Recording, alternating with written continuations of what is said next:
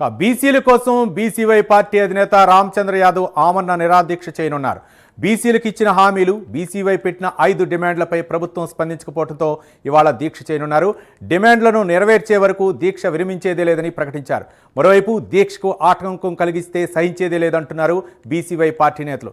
ఇంతకు పోలీసులు దీక్ష చేయనిస్తారా లేదంటే అరెస్టులు చేస్తారా అన్న దానిపై సందిగ్ధత నెలకొంది.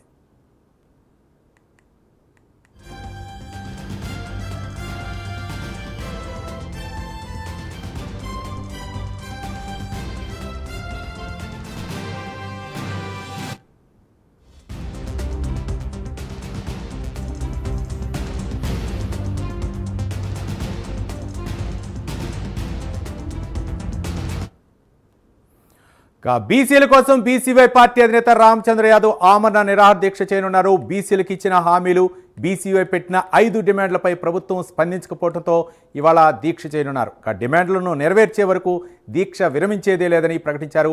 మరోవైపు దీక్షకు ఆటంకం కలిగిస్తే సహించేదే లేదంటున్నారు బీసీవై పార్టీ నేతలు. దీక్షా శిబిరం నుంచి మరింత సమాచారం మా కరెస్పాండెంట్ రాజ్ కుమార్ మరిన్ని వివరాలు అందిస్తారు. రాజ్ కుమార్.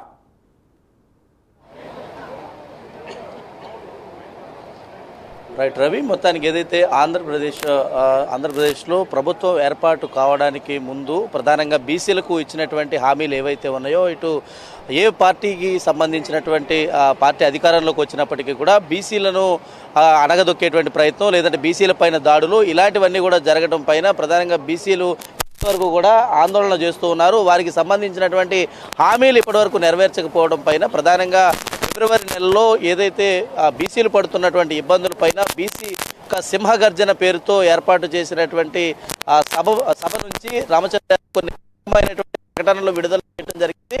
ప్రధానంగా ఒక 5 డిమాండ్లు పెట్టడం జరిగింది. 5 డిమాండ్ల పైన కూడా ఏదైతే ఒక టైం గడువు కూడా పెట్టారు. ఏదైతే మార్చి నెలాఖరు లోపు డిమాండ్ల పైన ప్రభుత్వం గనక స్పందించకపోతే ఖచ్చితంగా ఆమరణ నిరాహార దీక్ష చేస్తానని రామచంద్ర యాదవ్ ఏదైతే ప్రకటించినటువంటి నేపథ్యంలో ఆ రోజు నుంచి కూడా ఇప్పటి వరకు ఏదైతే ప్రభుత్వం స్పందించకపోవడం రామచంద్ర యాదవ్ ఇంకా ఆమరణ నిరాహార దీక్ష చేయడానికి కూడా సిద్ధమయ్యారు. మరి కాసేపటి అంటే 10 గంటల 45 నిమిషాలకు దీక్షా శిబిరం నుంచి ఆమరణ నిరాహార దీక్షకు రామచంద్ర యాదవ్ కూర్చోబోతున్నారు. ఇప్పటికే పెద్ద ఎత్తున పార్టీ కేడర్ అంతా కూడా పెద్ద ఎత్తున ఆయనకు మద్దతు పలికేందుకు పెద్ద ఎత్తున పార్టీ కేడర్ అంతా కూడా వచ్చింది.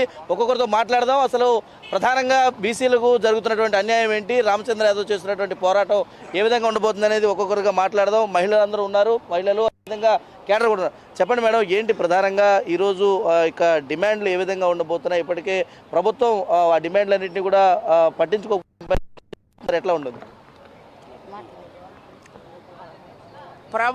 ఏ ప్రభుత్వం వచ్చినా బీసీలకు అన్యాయం చేస్తున్నారు. అందుకని మా బీసీవై పార్టీ రామచంద్ర యాదవ్ గారు బీసీల కోసమే అత్యధిక ఆయన చేసే సేవలు, బీసీలు ఏ క్యాస్ట్లో ఉండా మరవరానిది ఆయన బీసీల కోసమే ఆ శ్రీకృష్ణ పరమాత్ముడు దించారు ఇక్కడ. అందువల్ల మా బీసీవై పార్టీ తరఫున బీసీవై పార్టీ అని పెట్టి అక్కడ ఇక్కడ బీసీలకి, ఎస్సీలకి మొత్తానికి ఈ పార్టీ తరఫు నుంచి తీసుకురావడానికి ఈ ఆమరణ దీక్ష ఆయన చేసిన వాటి చేసి కృషి ఆయన వల్ల కూడా కాకపోయేలేకే ఆమరణ దీక్ష పట్టాడు ప్రాణానికి తెగించి.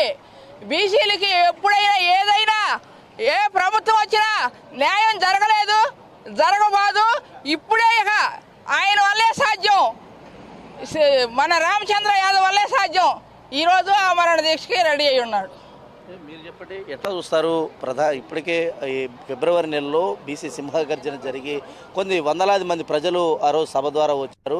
అప్పటి నుంచి కూడా ఇప్పటి వరకు ఒక టైం డేట్ పెట్టినా కూడా ప్రభుత్వం నిమ్మకు నీరెత్తినట్టు వ్యవహరిస్తుందని మీరందరూ కూడా డిమాండ్ చేస్తూ ఉన్నారు. ఎట్లా చూస్తారు ఈ విధానాన్ని? ఏ విధంగా ముందుకెళ్లాలనుకుంటారు? భారతదేశ రాజకీయ చరిత్రలో మొట్టమొదటిసారిగా ఒక రాజకీయ పార్టీని పెట్టి రాజకీయ పార్టీ అధ్యక్షుడిగా ఈ భారతదేశ రాజకీయ చరిత్రలోనే యావత్ దేశం కూడా విస్తుపోయేలాగా ఈరోజు ఒక ఉద్యమాన్ని చేపట్టారండి. ఒక తెలుగు రాష్ట్రాలే కాదు, మొత్తం భారతదేశం అంతా కూడా బీసీవై పార్టీ నాయకుడు రామచంద్ర యాదవ్ గారి వైపు చూస్తున్నారు. ఈరోజు ఒక చర్చనీయాంశమైంది. దేశవ్యాప్తంగా కూడా ఈ 5 ఐటెంలు ఆంధ్రప్రదేశ్ ప్రభుత్వానికి ఈ రాష్ట్రంలో ఉన్న 303 కోట్ల ప్రజానీకానికి సంబంధించిన 5 ప్రధాన సమస్యల్ని ఇప్పటికీ 45 రోజుల ముందే రాజధాని కేంద్రంలో ఒక సింహగర్జన మహాసభను నిర్వహించి ఫిబ్రవరి 22వ తేదీన ప్రభుత్వానికి అల్టిమేటం ఇచ్చారు. ఇది ఎన్నో రోజుల నుంచి దాదాపు 40 సంవత్సరాల నుంచి అపరిష్కృతంగా ఉన్న 3 కోట్ల మంది ప్రజానికి సంబంధించిన ఈ సమస్యలు పెండింగ్లో ఉన్నాయి, ఇవి తీర్చండి అని 45 రోజులు టైం ఇచ్చారు. ఆ 45 రోజుల టైంలో 5 సమస్యలు. మొట్టమొదటిగా బీసీలకి రక్షణ చట్టం కావాలి, తర్వాత ఈ కొత్తగా నిర్మించబోయే రాజధానిలో కనీసం 1000 ఎకరాలు బీసీల కోటం కేటాయించండి, తర్వాత ఇక్కడ కుల జనగణన ఎప్పటి నుంచో పెండింగ్లో ఉన్నది, బీసీ కులగణన జన కూడా సెన్సస్తో పాటు మ్యాండేటరీగా చేయాలి, అమలు చేయాలి. తర్వాత ఈరోజు 44% రిజర్వేషన్లు బీసీలకి ఇప్పుడున్న రిజర్వేషన్లు సరిపోవు, 60%గా ఉన్నారు ప్రజలు. మండల కమిషన్ రిపోర్టు ప్రకారం 44% ఇవ్వాలని చెప్పారు.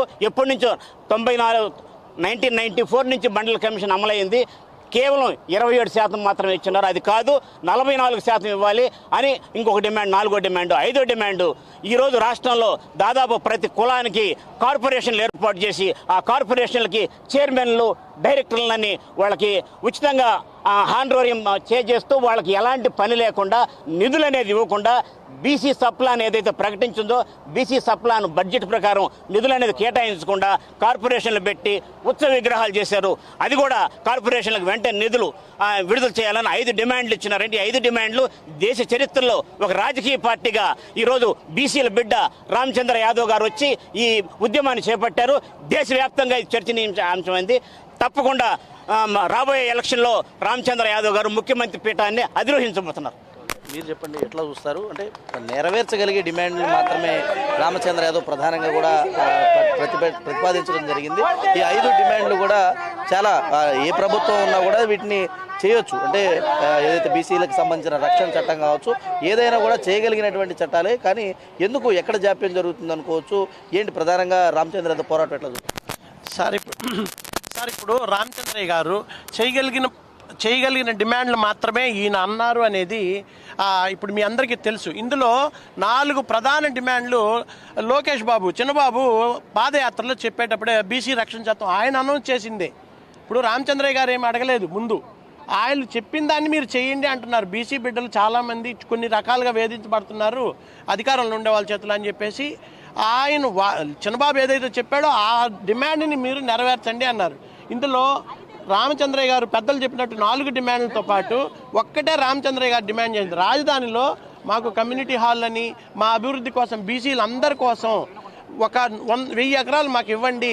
మీరు నామమాత్రానికి 99 రూపాయలకి 90 రూపాయలకి 90 పైసలకి ఎకరాలు ఇస్తున్నారు కదా, ఆ అమౌంట్ నేను బీసీ బిడ్డల కోసం నేను కడతాను అని సొంతంగా ఆయన ఒప్పుకొని మరీ డిమాండ్ చేయాల, మీరు ఇవ్వండి అని అభ్యర్థించి ఒక సూచన చేశారు. దానికి కూడా ముద్దు నిద్రలో ఉన్నారు.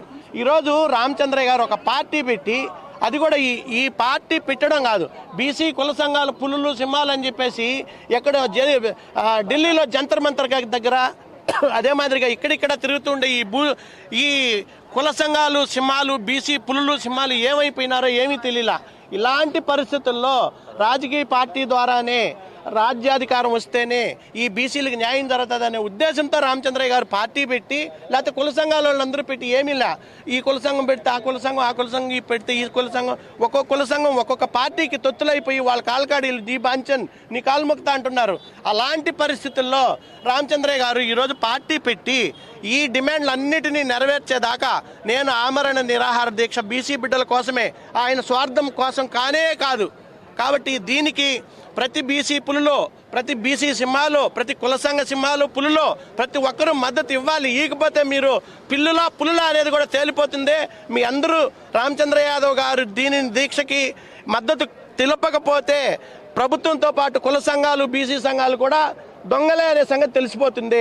మీరు చెప్పండి సార్, అంటే విద్యా ఉద్యోగాలు స్థానికంగా సంస్థలకు సంబంధించినటువంటి చట్టసభల అవకాశాలు యువకులకు, బీసీలకు ఎక్కువ అవకాశం కల్పించాలని రామచంద్ర యాదవ్ చేస్తున్నటువంటి దీన్ని ఎట్లా చూస్తారు? ముందుగా ప్రైమ్ 9 ఛానల్కి ధన్యవాదాలన్నా. రాష్ట్ర చరిత్రలోనే కాదు, దేశ చరిత్రలోనే మొట్టమొదటిసారిగా ఒక రాజకీయ పార్టీ అధ్యక్షులు బడుగు బలహీన వర్గాల కోసం, వారి యొక్క అభివృద్ధి కోసం ఆమరణ నిరాహార దీక్ష చేపట్టారు. నిజంగా ఈ రాష్ట్రంలో ఒక ముఖ్యమంత్రి ఉన్నాడా? ఈ రాష్ట్రంలో బీసీ మంత్రి ఉన్నారా? అసలుకి రామచంద్ర యాదవ్ గారు ఆమరణ నిరాహార దీక్ష చేస్తానని చెప్పి 1.5 నెల అయింది ఇప్పటికీ బీసీ డిమాండ్లు ప్రవేశపెట్టి. అయినప్పటికీ కూడా ఈ రోజుటికి రాష్ట్ర ప్రభుత్వం నుంచి స్పందనే రావట్లేదు. కనీసం మంత్రివర్గంలో నుంచి ఎవరు చర్చలు కూడా జరపట్లేదు. అంటే ఇన్ని రోజులు మీరు చేసినటువంటి అన్యాయాలు, అక్రమాలు తేటతెల్లం అయిపోయాయి. చంద్రబాబు నాయుడు గారు ఖబర్దార్! ఈరోజు బీసీల మనోభావాలతో మీరు ఆడుకుంటున్నారు. అంటే ఈరోజు ఒక రాష్ట్ర అధ్యక్షుడు, ఒక పార్టీ అధ్యక్షుడే ఆమరణ నిరాహార దీక్ష చేస్తాను అని ప్రకటించి చేస్తుంటే కూడా మీకు కనీసం చీమ కుట్టినట్టు కూడా లేదా? మీకు కళ్ళు కనపడట్లేదా? కనపడినట్టు నటిస్తున్నారా? చెవులు వినపడట్లేదా? వినపడినట్టు నటిస్తున్నారా?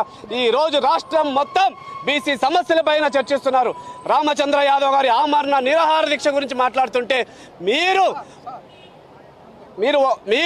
ఇప్పటి వరకు ఈ బీసీ డిమాండ్ల పైన స్పందించట్లేదంటే మీరు ఎంత అహంకార ధోరణులతో ఈరోజు ఉంది. అదేవిధంగా ప్రశ్నిస్తాను అని వచ్చినటువంటి డిప్యూటీ సీఎం పవన్ కళ్యాణ్, మీరంటే ఈ రాజకీయాలు చేయకముందు వరకు మొన్న మీరు జగన్తో మీరు పోరాటం చేసినటువంటి మీ పోరాట ప్రతిమను చూసి మీరైనా సరే ఈ రాజకీయాల్లో ఏదో మంచి చేస్తారనే ఒక ఆశ మా యువతకు ఉంది.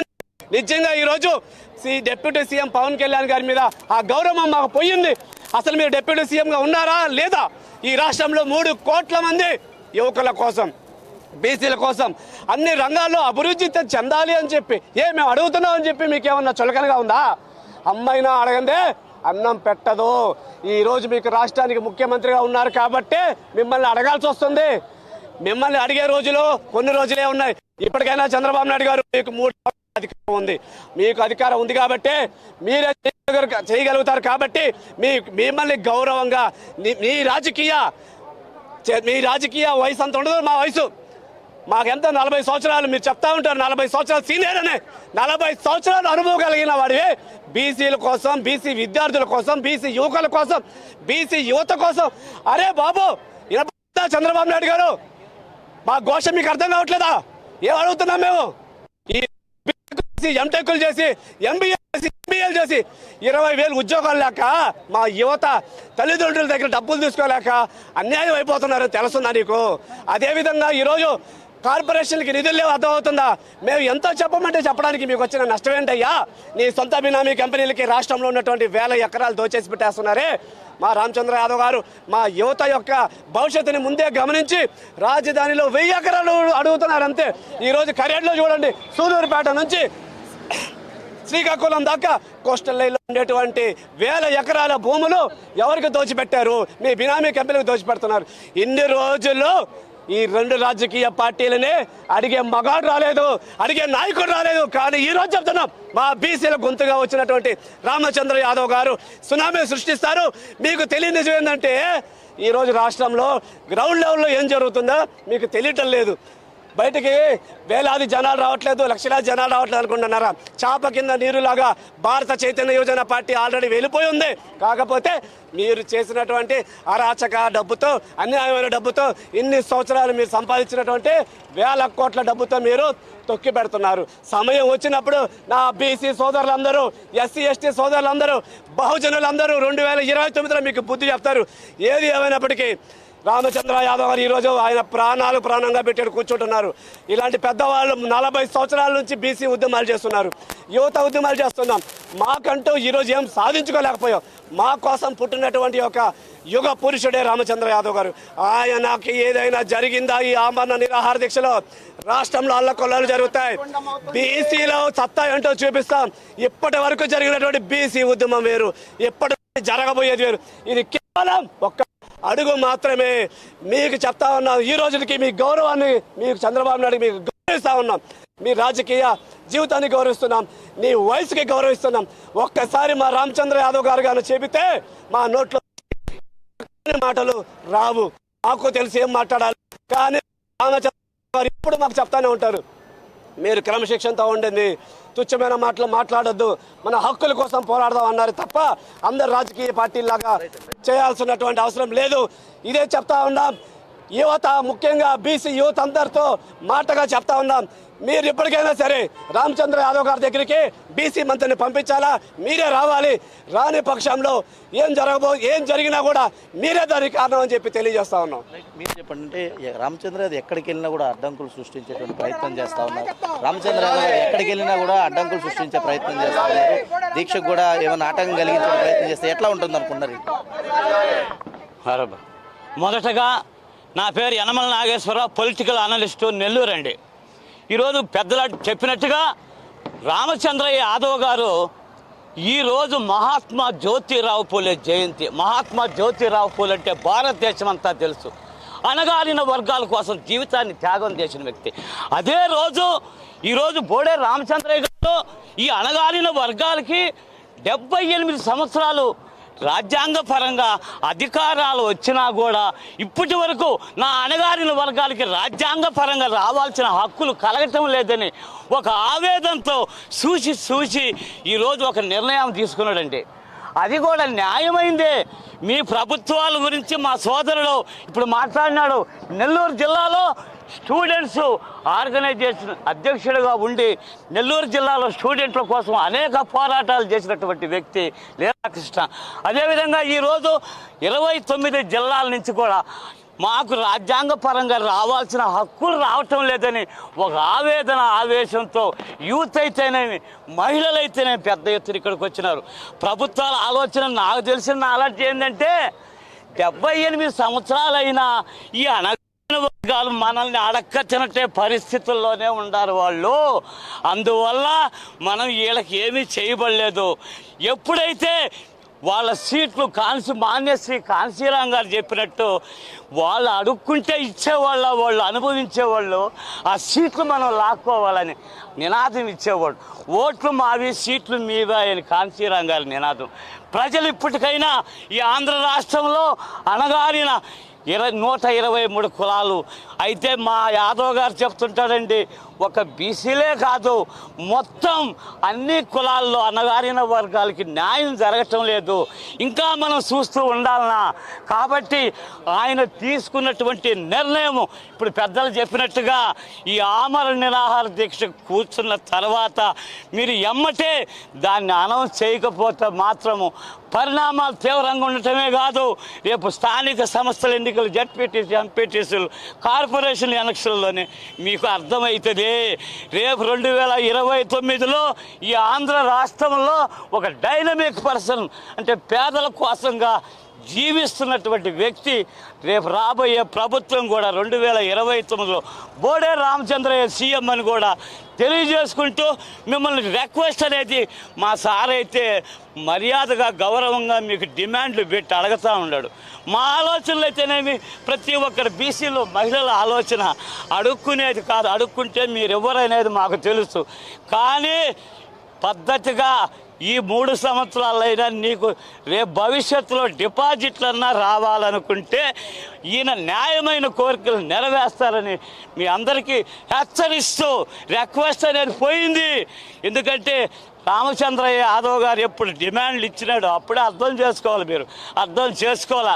కాబట్టి తప్పకుండా ప్రజలు మీకు బుద్ధి చెప్తారని తెలియజేసుకుంటూ సెలవు తీసుకుంటారు. ఇది మొత్తానికి ఏదైతే రాష్ట్ర ప్రభుత్వానికి సంబంధించి ఏదైతే బీసీవై పార్టీ పెట్టినటువంటి 5 డిమాండ్లు ఏవైతే ఉన్నాయో అవి ఖచ్చితంగా నెరవేర్చకపోతే మాత్రం ఎంతటి ఉద్యమానికి కూడా సిద్ధం అంటూ కూడా బీసీవైకి సంబంధించినటువంటి పార్టీ కేడర్ అంతా కూడా చెప్తున్నటువంటి పరిస్థితి. మరి కొద్ది నిమిషాల్లోనే రామచంద్ర యాదవ్ కూడా దీక్షా శిబిరానికి చేరుకోబోతున్నారు. ప్రస్తుతం ఇది ఇక్కడ ఉన్నటువంటి తాజా పరిస్థితి. Vote studio. రైట్.